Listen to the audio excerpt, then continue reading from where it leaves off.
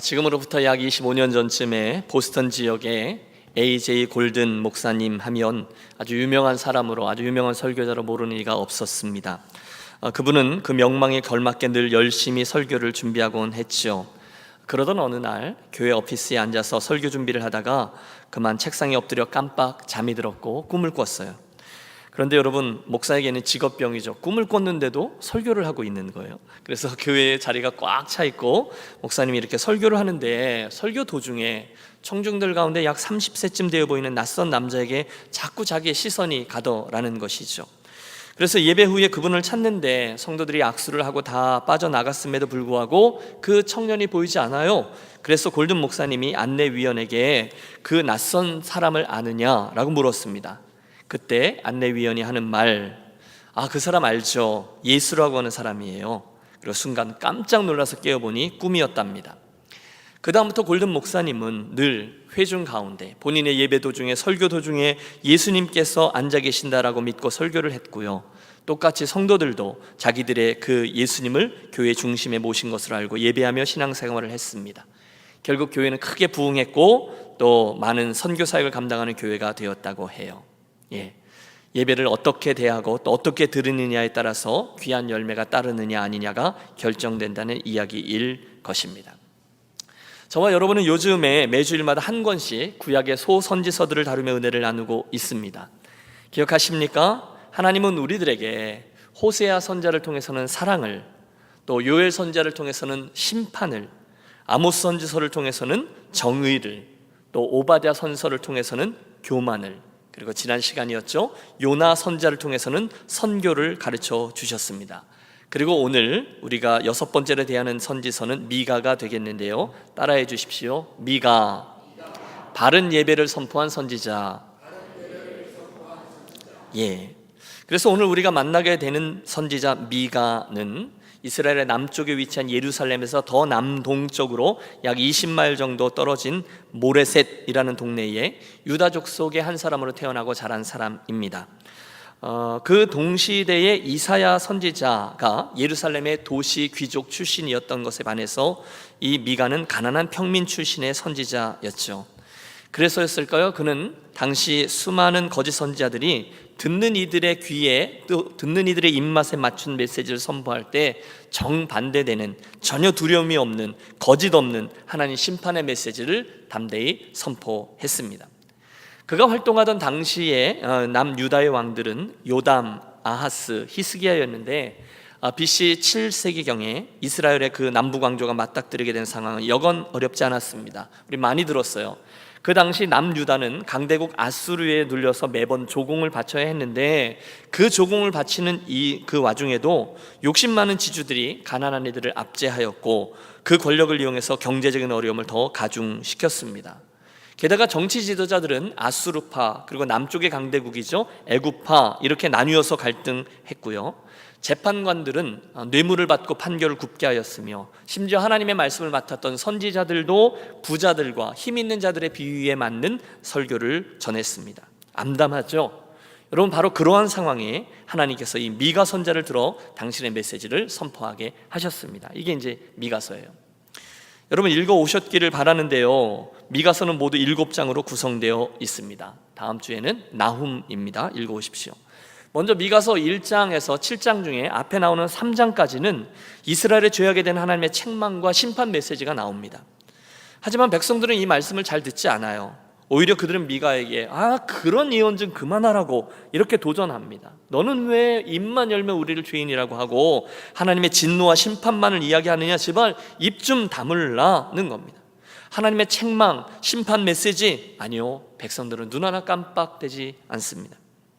이어지는 4장과 5장은 그럼에도 불구하고 그들을 향한 하나님의 은혜와 사랑의 이야기가 계속됩니다. 그것이 바로 메시아적인 희망, 종말론적 희망의 약속이죠. 조금 이따가 말씀드리겠지만 이런 거예요. 비록 너희가 곧 적군들에게 짓밟혀 망하게 될 것이고 포로로 잡혀가서 정말로 고생하게 될 것이지만 너희를 향한 나의 사랑은 계속되어 결국 나의 메시아를 보낼 것이고 너희들을 특별히 그 시온을 다시금 회복시켜 줄 것이다. 그 증거가 바로 메시아이신 그분이 베들레헴에 탄생하신다는 것이다. 이런 메시지예요. 그와 동시대에 활동했던 이사야 선지자도 동정녀 탄생을 예언하거든요. 보라 처녀가 잉태하여 아들을 낳을 것이요, 미가 선지자는 그 메시아가 베들레헴에 태어날 것이다를 예언해 줍니다. 먼 훗날, 그러니까 미가 선지자가 있을 때보다 700년 정도 지났을 때에 유대인의 왕으로 오신 아이를 찾아서 멀리서 별을 따라 동방 박사들이 예루살렘에 도착하죠. 그들은 예루살렘에 있는 종교 지도자들에게 어디에 가면 그 아이를 찾을 수 있느냐 할 때 그들이 말합니다. 베들레헴으로 가보시오. 어떻게 알았을까요? 이 미가서의 예언을 그들이 알고 있었던 거예요. 그리고 나서 6장과 7장은 조금 특별한데요, 하나님께서 이스라엘 백성들을 향해서 진정 원하시는 것이 무엇인가를 묻는 선지자의 고민이 등장합니다. 내가 어떻게 하면, 저희가 오늘 세 번째로 다룰 이야기입니다. 그리고 하나님이 이런 예배자가 되라 라고 명하시죠. 그리고 은혜의 하나님이 소개되는 것으로 미가서의 예언이 맞춰지고 있습니다. 자, 여기에 이제 설교자의 고민이 있습니다. 이 많은 메시지들을 어떻게 이 한 편의 설교에 담아낼 수 있을까요? 오늘도 저는 여러분과 함께 이 미가서에 나오는 가장 중요한 주제들 세 가지 함께 묵상하면서 그날 이스라엘에게 선포된 하나님의 말씀이 오늘 우리들에게 무슨 의미가 있는지를 가져오는 작업을 함께 해 보겠습니다. 자, 첫 번째, 오늘 우리가 미가서에서 주목하려고 하는 말씀은 거짓 선지자에 관한 말씀입니다. 따라해 주세요. 거짓 선지자를 삼가라.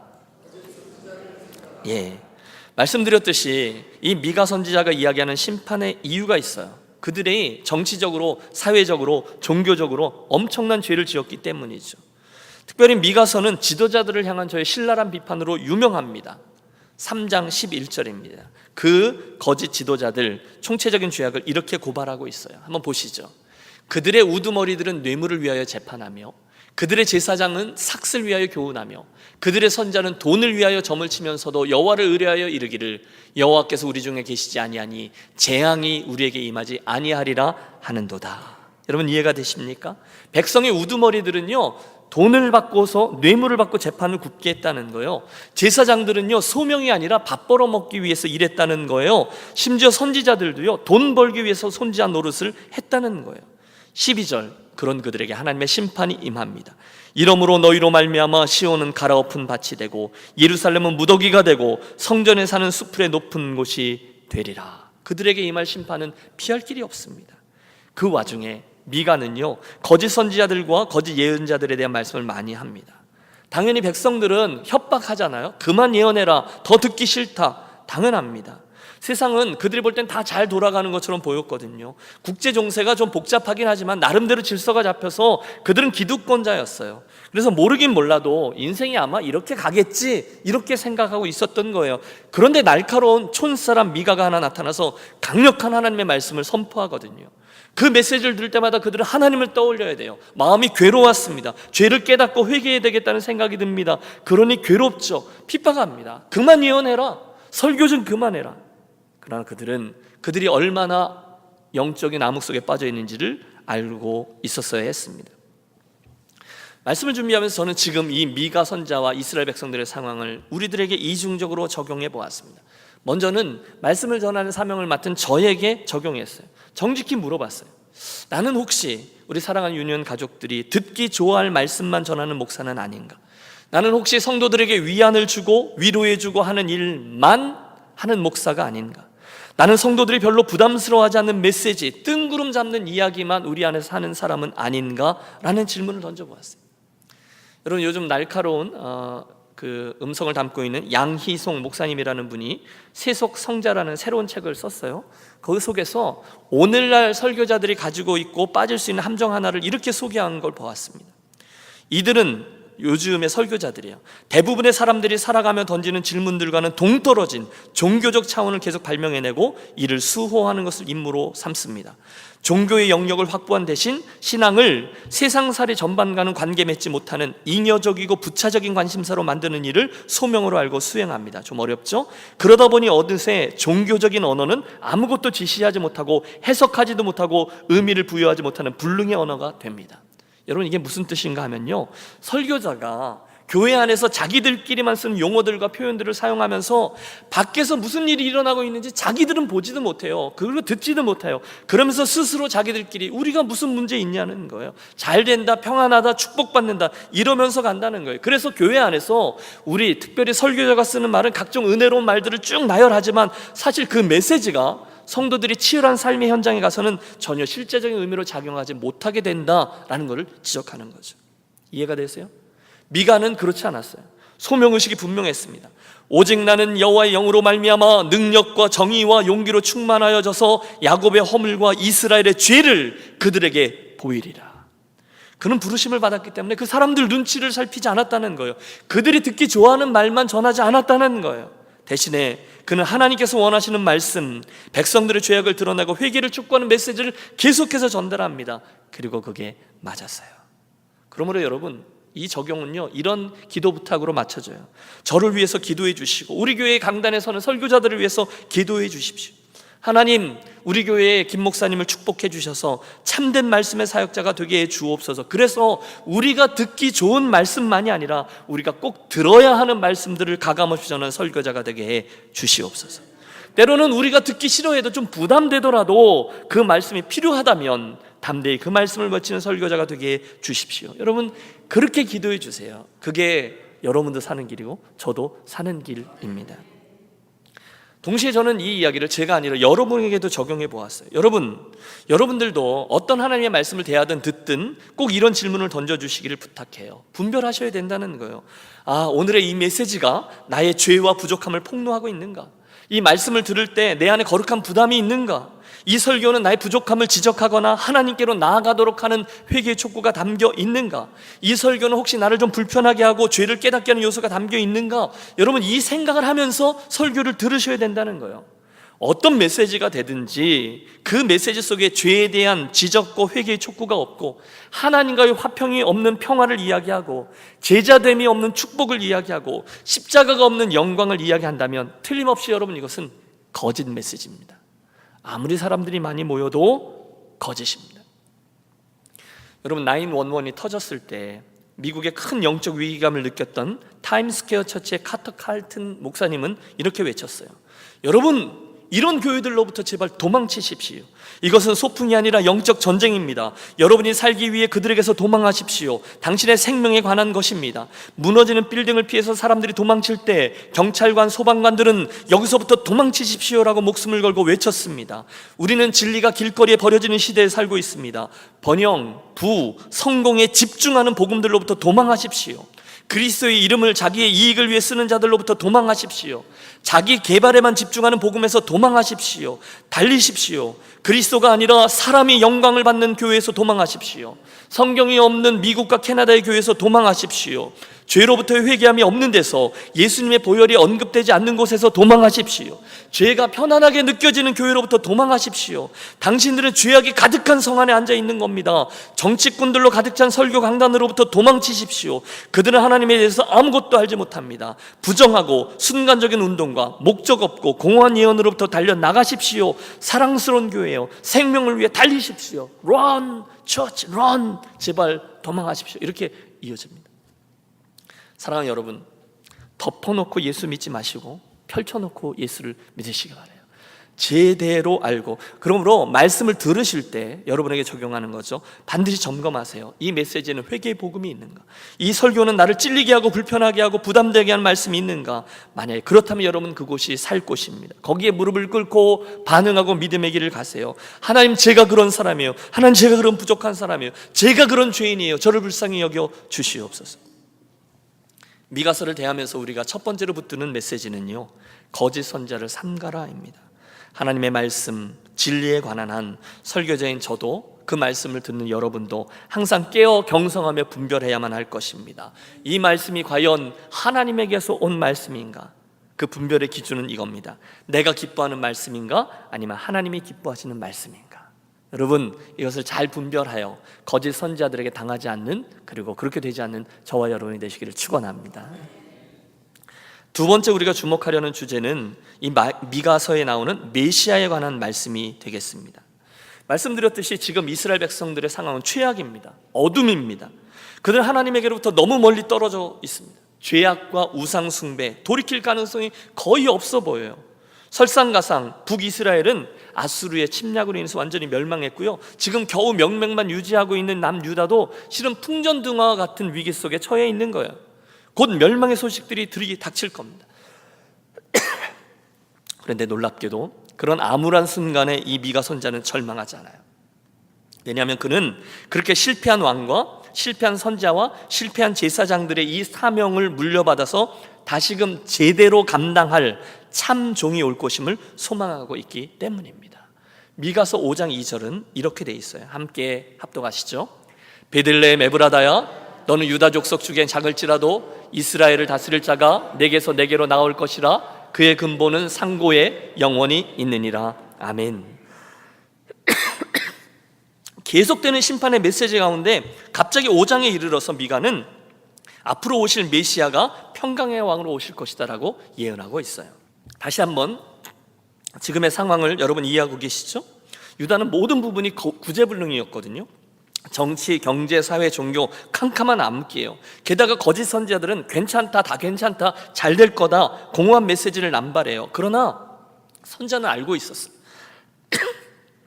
그 비슷한 시기에 다른 선지자들이 비슷한 심판의 메시지를 쏟아내고 있었어요.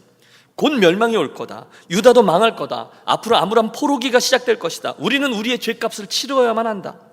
그러니 여러분, 그들이 어디서 소망을 얻겠습니까? 없어요. 가능성이 없어요. 캄캄합니다. 그런데 그 절망의 순간에 하나님이 이렇게 말씀하세요. 그런데 내가 너희에게 곧 한 평화의 왕 메시아를 보낼 것이다. 그러므로 그에게서 소망을 얻으라. 할렐루야. 여러분, 지금 그 예언의 말씀이 이어지는 거예요. 베들레헴 에브라다야, 너는 유다 족속 중에 작을지라도 이스라엘을 다스릴 자가 내게서 내게로 나올 것이라. 하나님은 그 소망 없는 상황 중에 메시아를 보내겠다는 거예요. 평화의 왕을 보내시겠다는 거예요. 동시대의 선지자인 이사야도 똑같은 메시지를 선포하죠. 보라, 처녀가 잉태하여 아들을 낳을 것이요 그의 이름을 임마누엘이라 하리라. 마태복음 번역까지 해주잖아요. 이를 번역한즉 하나님이 우리와 함께 계시다 함이라. 할렐루야. 분명히 암흑기입니다. 소망이 없습니다. 그런데 그 순간에 한 처녀가 아이를 낳을 거라는 거예요. 그리고 그 끈질긴 생명력을 통해서 우리들의 소망이 보존될 것이다. 하나님 위로의 말씀이죠. 작년에 우리 교회 선교축제를 섬겨주신 강사가 한철호 선교사님 기억하시죠? 이분이 사석에서 본인의 가족사를 이야기해 준 적이 있어요. 영화 같은 일입니다. 6.25 때 실제로 있었던 일이죠. 전쟁의 끔찍한 비극 속에 저 유명한 흥남부두에서 이런 일이 있었어요. 눈보라가 휘날리는, 다 같이 바람찬 흥남부두에. 목이 이랬어요. 일부 예배 때 좀 더 잘했습니다. 1950년 12월 23일입니다. 일사후퇴 때 미국의 배 메러디스 빅토리호는 원래 60명만 탈 수 있는 수송선이었어요. 그 배의 선장은 레너드 라우였는데 그가 그 흥남부두에 정말 빽빽히 남겨져 있는 많은 피난민들을 버려두고 떠날 수가 없어서 그만 모든 물자들을 다 하역해 버리고 대신에 60명이 탈 수 있는 그 커다란 배, 그 승선할 수 있는 배에 자그마치 14,000명이나 되는 피난민들을 태웁니다. 감동적인 스토리죠. 여러분 그 사진 보셨을 거예요. 그 배 갑판까지 빽빽하게 들어서 있는 그 배 출발하고 이틀 그 눈보라가 휘날리는 그 겨울의 바다를 항해하여 12월 25일 성탄절 아침에 거제도에 도착합니다. 기적은요, 그 배 갑판에 그렇게 빽빽하게 들어선 사람들까지 포함해서 14,000명이 승선했는데 단 한 명도 낙오자가 없었다는 거예요. 아무도 죽지 않았어요. 더 놀라운 것은요, 그 이틀간 이 피난민으로서의 항해 기간 중간에 배에서 5명의 새 생명이 태어났다는 거예요. 그 아기들을 이 미군들이 뭐라고 불렀는지 아십니까? 역사적인 사실인데요. 김치1, 김치2, 김치3, 4, 막내는 뭐예요? 김치5라고 불렀습니다. 그런데 그 중에 한 명이 바로 그 한철호 선교사님의 친형이었다는 거예요. 큰형.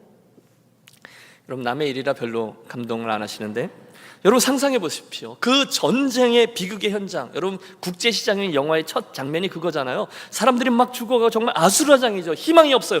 캄캄한 피난길이에요. 하지만 새 생명이 5명이나 탄생했다 분명합니다. 생명이 이어지고 있다는 거예요. 소망은 계속된다는 거예요. 바로 그 메시지예요. 보라, 처녀가 잉태하여 아들을 낳으리니 그 이름을 임마누엘이라 하리라. 이사야의 메시지나 베들레헴 에브라다야 너는 유다 족속 중에 작을지라도 이스라엘을 다스릴 자가 내게서 내게로 나올 것이라. 이 미가서의 메시지는 분명합니다. 하나님의 위로예요.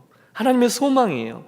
사랑하는 백성들아, 너희는 비록 망해도, 너희는 비록 포로기로 끌려가더라도, 너 그런 암흑기가 계속되더라도 잊지 마라. 그래도 나의 은총은 계속될 거야. 내가 너희와 함께 할 거야. 너무너무 고통스럽지. 그래도 끝난 게 아니란다. 왜? 내가 은총을 베풀 것이기 때문이다.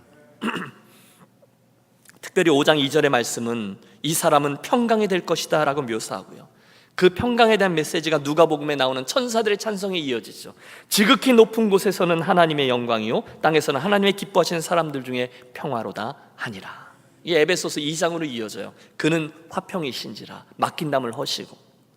여러분, 미가서, 이사야서, 누가복음, 마태복음, 아니 저 에베소서까지 이어지는 이 말씀, 메시아 이야기, 베들레헴의 이야기를 여러분은 어떻게 듣고 계십니까?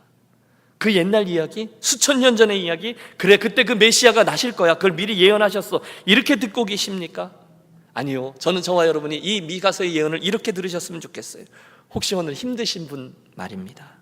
인생에, 이민생활이 너무너무 갑갑하고 힘드십니까? 혹시 여러분 사랑하는 일을 잃으셨습니까? 여러분 병이 드셨습니까? 되는 일이 잘 안 되십니까? 가족이 속을 썩이십니까? 그래서 인생에 아무런 소망이 없으십니까? 그냥 이렇게 가는 거지 뭐. 혹시 누군가의 관계가 틀어져 있으세요? 화평이 다, 평화가 깨져 있는 분 있으십니까? 교회에 대한 기대와 가능성을 다 접으셨습니까? 바로 그때 여러분 잊지 마십시오. 우리가 볼 땐 그런 어두움의 한가운데 있지만, 소망이 없어 보이지만 바로 메시아이신 예수 그리스도, 그분이 소망의 메시아로 주어질 줄로 믿습니다. 그분이 평화의 왕이에요. 혹시 아무랬던 유다 나라와 같이 오늘 저와 여러분의 인생이 캄캄하고 마음 둘 곳 없고 절망적이라고 느끼고 다른 분들과 이야기도 나누고 싶지 않은 그런 여정을 통과하고 계시다면, 소망의 왕, 평화의 왕으로 오신 예수 그리스도, 그분에게로, 그 베들레헴으로 다시금 향하는 이 아침이 되시기를 축복합니다. 그분이 저와 여러분들에게 진정한 평화와 소망이 되어 주실 줄로 믿습니다. 마지막 세 번째 미가서를 묵상하는 우리가 주목하려는 주제는 뜻밖에도 예배에 관한 겁니다. 따라해 주십시오. 내가 무엇을 가지고 여호와께로 나아갈까? 6장을 열자마자 미가는 자기 마음속에 있는 큰 고민 하나를 이렇게 털어놓아요. 내가 예배하러 나가는데 과연 무엇을 준비해 가지고 나아가야 될까? 어떻게 해야 그분이 기뻐하실까? 무엇을 준비해야 그분이 흡족해 하실까? 여러분, 한번 여러분의 질문으로 바꿔보십시오. 여러분은 오늘 이 세상 최고의 존재이신 예수님께 예배하러 나오셨는데 과연 어떻게 나오셨습니까? 무엇을 준비하여 나오셨습니까? 무엇을 기대하며 나오십니까? 오늘 예배하실 때 여러분의 그 모습은 그분에게 받아들여질 만큼 합한 모습입니까? 제 질문은 이거예요. 오늘 나는 과연 정성을 다해 하나님께 예배하러 나왔는가?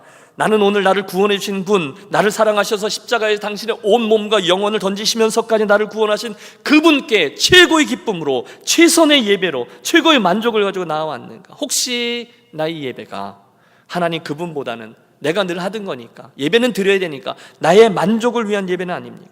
하나님께서 이렇게 물으신다면, 오늘 너의 그 예배가 나를 위한 예배냐, 너를 위한 예배냐라고 물으시면 여러분 무엇라고 대답하시겠습니까?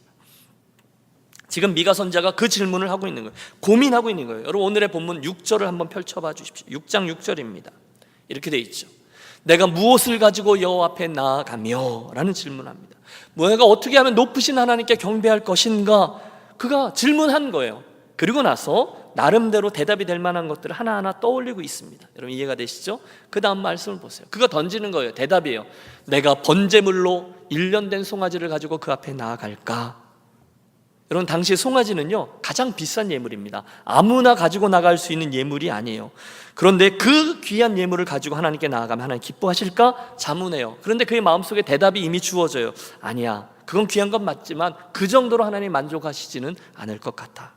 그래서 다음 질문을 합니다. 두 번째 7절입니다. 여호와께서 천천의 수장이나 만만의 강물 같은 기름을 기뻐하실까? 여러분, 저는 여기서 솔로몬을 떠올려요. 솔로몬이 1000번제를 하나님께 드렸잖아요.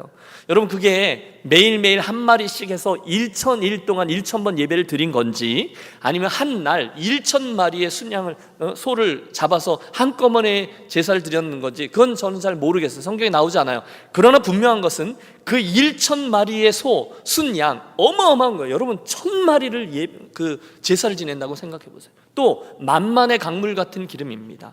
여러분, 그 기름으로 그들이 제사를 드렸는데, 강물 같은, 만만이라는 표현을 써요. 엄청난 양의 기름으로 하나님께 제사를 드리면 하나님이 그것을 기뻐하실까? 그런데 그의 마음속에 또 대답이 들려와요. 아니다, 그것도 귀하지만 그 정도로 하나님 만족하시지는 않을 거다. 또 다른 대답을 찾아요. 7절 하반절이죠. 여호와께서 그 뒤에 보시죠. 내 허물을 위하여 뭐라고 말해요? 내 맏아들을, 내 영혼의 죄로 말미암아 내 몸의 열매를 드릴까? 무엇입니까? 아브라함이 떠오르죠.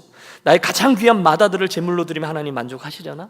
내 몸까지 불살라서 하나님께 내어드려 완전히 드려 하나님 기뻐하시려나? 계속 질문합니다. 여러분, 저는요, 여기에서 이 미가의 간절함을 봅니다. 그가 할 수 있는 최선의 준비를 다해서 하나님 앞에 어떻게 하면 그분이 만족하시고 기뻐하실 것인가, 내가 도달할 수 있는 최고의 것을 준비해서 나오겠다는 거예요. 그러면서 묻는 거예요. 도대체 어떻게 하면, 도대체 내가 무엇을 드리면 하나님께서 기뻐하시면서 받아주실까? 하나님, 이거 드릴까요? 저거 드릴까요? 이건 어떠세요? 바로 그 순간에 하나님이 대답하시는 거예요. 8절의 말씀 우리 같이 읽겠습니다. 사람아, 주께서 선한 것이 무엇임을 내게 보이셨나니 여호와께서 내게 구하시는 것은 오직 정의를 행하며 인자를 사랑하며 겸손하게 내 하나님과 함께 행하는 것이 아니냐. 아멘. 여러분, 이해되셨습니까? 지금 미가가요, 선지자로서 하나님께 나와 묻고 고민하며 또 고민하며 질문해요. 하나님, 무엇을 원하실까? 하나님, 뭘 가장 받고 싶어 하실까? 하나님, 가장 기뻐하시는 것이 무엇일까? 마침내 저의 진정성을 보신 하나님이 입을 열어 대답하세요. 미가야, 내가 원하는 것은 사랑하는 여러분, 바로 여기에 우리들이 배워야 될 예배의 바른 모습이 나옵니다. 저와 여러분의 예배는요, 내가 이 예배를 통해서 무엇을 얻을까? 내가 이 예배를 통해서 어떤 만족감을 얻게 될까? 여기에 요점이 있지 않아요. 대신 우리는 전혀 다른 시각을 가지고 이 문제에 접근해야 돼요. 이 질문은요, 주어가 바뀌어야 돼요. 내가가 아니에요. 대신에 하나님 그분입니다. 미가야, 내가 원하는 것은, 기억하겠습니다. 우리들의 예배를 통해서 하나님이 기대하시는 것은요, 제사도 제물도 헌금도 건물도 숫자도 모두 다 아니에요. 대신에 하나님이 원하시는 것은 그런 물질적인 조건들, 내 손에 들려진 무엇인가가 아니라, 대신에 하나님이 기대하시는 것은 우리들의 성품이라는 거예요. 우리들의 마음과 삶의 태도에 대한 거예요. 저는 요즘에 하나님께서 우리 교회에게 이 도전을 계속해서 주신다라고 믿습니다. 하나님, 제가 뭐 해드릴까요? 이 doing이 아니에요. 뭐 갖다 드릴까요? 어떻게 하면 하나님 기뻐하실까요? 내가 뭐 해드릴까요? doing이 아니라 어떤 모습으로 사는가, 이 being이라는 거죠. 우리가 가진 그 어떤 것을 드림으로요? 아니요. 여러분, 그 무엇을 드림으로 하나님께서, 부족한 것 없으신 하나님께서 내가 드린 것 때문에 만족하시겠어요? 아니에요. 그분이 원하시는 것은 저와 여러분 자신인 줄로 믿습니다. 내가 드린 예물이 아니에요. 그 예배자 되어지는, 예물을 가지고 나오는 예배자 된 나가 문제라는, 그래서 말씀하고 계신 거죠. 사람아, 주께서 선한 것이 무엇임을 내게 보이셨나니 여호와께서 내게 구하시는 것은 오직 정의를 행하며 인자를 사랑하며 겸손하게 내 하나님과 함께 행하는 것이 아니냐. 여러분, 예배자로 우리가 나왔는데 그때 하나님이 우리들이 무엇, 자격, 손에 든 것, 이걸 원하는 게 아니에요. 우리들이 가지고 있는 정의, 우리들이 가지고 있는 사랑, 우리들이 가지고 있는 겸손, 이 세 가지를 기대하신다는 거예요. 하나님 앞에 의롭게 산다는 건 뭐죠? 내가 원하는 게 아니라 그분이 기뻐하시는 것을 행한다는 거예요. 하나님 앞에 사랑한다는 것은 하나님과 나 사이에 뭐 딴 게 끼지 않는다는 것을 말합니다. 하나님 앞에 겸손이라는 것은요, 그분이 하나님이고 나는 사람이라는 것을 인정하고 잊지 않고 사는 것을 말해요. 그때는 저와 여러분이 무슨 옷을 입고 나오든 무엇을 가지고 나오든 우리 손에 들려진 것이 어떤 자격이 있든 그것과는 아무 상관없이 우리들의 예배자를 받으시면 그들의 손에 들려진 예물은 자동적으로 그분께 연락되는 줄로 믿습니다. 여러분, 축복합니다. 저와 여러분의 삶이 이 세 가지, 정의, 사랑, 겸손의 삶을 살다가 그 삶을 가지고 나오는 진정한 예배자들이 되시기를 바랍니다. 그러면 하나님께서 이 예배를 통해서 나에게 뭘 해주실 거지, 내가 뭘 만족할 것이지, 이게 아니라 내가 어떻게 하면 하나님의 기쁨이 될 것이지, 이 주어를 바꾸면서 나올 때 하나님 우리를 통해서 영광을 거두시고 우리가 기대하지 못했던 놀라운 은혜로 채워주실 거예요.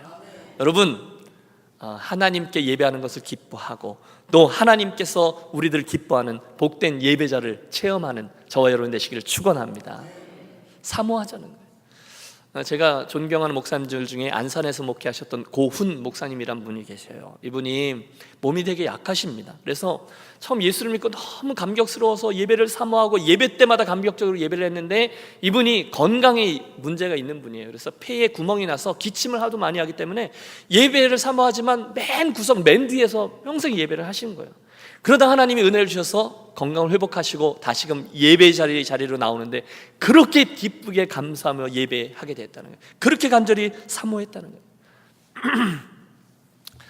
제가 좋아하는 방송 프로그램이 인간극장이라는 다큐 프로그램임을 여러분 아실 겁니다. 오래전에 본 다큐 하나가 잊혀지지가 않아요. 한 쌍의 젊은 남녀가 사랑에 빠졌는데 그만 여인이 시력을 잃어갑니다. 하지만 사랑의 힘이 위대하죠. 시력을 잃어가고 결국 보지 못하게 된다는 것을 알면서도 그 두 사람이 결혼에 골인했고 얼마 후에 예쁜 아이가 태어납니다. 카메라가 그런데 그 여정 하나하나를 추적해 가고 있어요.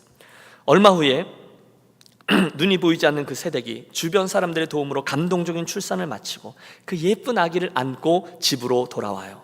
그러나 문제는 지금부터죠. 생각해 보세요. 엄마가 눈이 보이지 않아요. 그런데도 그 아이를요 짠한 사랑으로 키워냅니다. 하루하루 그 사랑과 정성으로 짜증 한 번 내지 않고 수고를 감당해요. 그런데 한순간 여러분 제 마음을 울리는 장면이 비춰져요. 잊혀지지 않아요. 그것은요 그 엄마가요 자기가 낳은 그 너무너무 사랑하는 아이를 품에 안고서 우는데 이렇게 울어요. 너무 보고 싶다. 여러분 생각해 보십시오. 두 사람의 사랑의 결실이에요. 그리고 내가 힘을 다해서 낳은 아이예요. 내가 눈이 보이지 않아 안 보이지만 그 어려움 속에서도 목욕을 시키고 기저귀를 채우고 새 옷을 갈아입히고 젖병을 물리는데 막상 내 품에 안긴 그 예쁜 아이를 볼 수가 없는 거예요. 너무너무 보고 싶은데 손으로 계속 그 얼굴을 만져요. 만져는 지는데 보이지 않아요. 그걸 너무너무 안타까워하면서 젊은 엄마가 울어요. 너무 보고 싶다 하면서 설교문을 써내려가는데 갑자기 그 생각이 든 거예요. 그때 그 엄마의 간절함, 그 소원이 우리 예배의 대상이신 우리 하나님을 향한 우리들의 갈망이 된다면 얼마나 좋겠는가. 그러면 우리가 오늘 본문에 나오는 미가 선자의 친구가 될 수 있지 않겠는가. 저와 여러분의 예배에 여러분 예배를 귀하게 여기지 않고 대충 나와서 예배드릴 때가 얼마나 많아요. 그 심각성을 생각하지 못하고 하나님 제가 오늘 제물이 됩니다. 여러분 그런 생각도 없이 그냥 형식성으로 예배드릴 때가 얼마나 많아요. 예배를 드리고 싶어도 못 드리는 사람들이 그렇게 많은데 오늘 우리들이 그 예배에 이 미가 선지자처럼 그 하나님을 보고 그 하나님을 누리고 그 하나님께 내가 예물로 연락되어지는 것을 바라면서 예배자가 된다면 여러분 얼마나 기쁘겠어요. 그 말씀을 드리는 거죠. 내가 무엇을 가지고 여호와 앞에 나아가며 높으신 하나님을 경배할까? 내가 오늘의 이 예배를 통해서 어떻게 하나님을 기쁘게 해드릴까? 그분이 나를 만족시켜주는 것 말고 여러분 내가 어떻게 하면 이 예배를 통해 하나님께 받아들여지고 그분을 기쁘시게 해드릴까? 우리 이 질문만 정직히 던져도 여러분 저는 믿습니다. 오늘 우리들이 예배하는 태도와 모습, 주일을 준비하고 맞이하는 자세, 성경책과 헌금을 챙겨갖고 나오는 태도, 아이들을 어떻게 챙기는지, 교회를 향해서 운전해 오는 우리들 그 차 안의 시간, 성전문을 들어오면서 갖는 마음의 자세, 예배가 시작됐을 때 내 입을 열어 찬양하는 목소리의 톤, 기도할 때의 내 손과 두 발의 위치 등등 모든 것은 완전히 바뀌게 될 것입니다. 내가 어떻게 하면 그분을 기쁘시게 해드릴까? 그 질문만 해도요 여러분 바랍니다. 이 미가의 마음을 이해함으로 그 미가의 질문에 대답해 주신 하나님의 마음을 이해하기 때문에 저와 여러분의 예배가 완전히 달라지게 되는 축복이 있으시길 바랍니다. 총 7장 걸치는 이 미가서를 통해서 오늘 3가지 주제를 살폈어요. 첫째, 하나님 이 심판의 메시지 앞에 서로 간에 말씀을 분별함을 통해서 거짓 선지자를 삼가는 저와 여러분이 되시기를 바랍니다. 둘째, 메시아에 대한 예언을 통해서 소망 없는 시대, 소망 없는 우리들의 인생, 그러나 평화의 왕 예수 그리스도를 진정으로 소망하며 베들레헴으로 나아가는 저와 여러분이 되시기를 바랍니다. 세 번째, 예배에 대한 말씀을 나누었는데 내가 무엇을 가지고 여호와 앞에 나아갈까라는 진지한 고민과 그에 주어진 하나님의 음성, 정의, 사랑, 겸손이 우리 삶에 있어 그것 가지고 나오는 예배자가 되어 결국 참 진리의 말씀을 분별하는 예배, 평화의 왕이신 그분에게 참 소망을 두는 예배, 그리고 여탄 행함과 우리 손에 든 예물보다 그분이 기뻐하시는 연락받는 예배, 그리고 그런 예배자가 되어 우리들의 남겨져 있는 인생 진정한 예배자가 되는 축복을 체험케 되시기를 주의 이름으로 축원합니다.